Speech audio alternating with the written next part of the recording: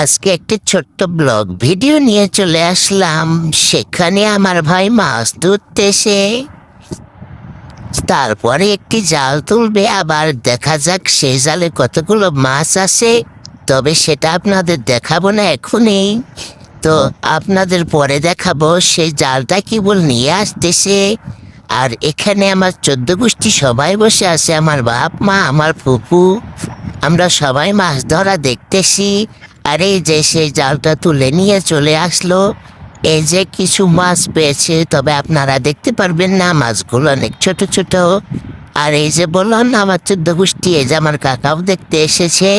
তো তারপরে আরেকটা জাল তুলতে গেল, তো দেখা যাক জালে কিছু নাই, জালটা আবার পাতিয়ে দিল। পাতিয়ে দেওয়ার পরে ওইদিকে আবার আমার ফুপু জাল তুলতে নেমে গেছে। তো আপনাদের দেখাবো না, তো এই দেখেন কতগুলো পাখি উড়ে যাচ্ছে। তো এটা আমার একটা ঢঙ্গের ব্লগ। এই ঢঙ্গি ব্লগে কেমন লেগেছে আপনাদের অবশ্যই কমেন্টে জানাবেন।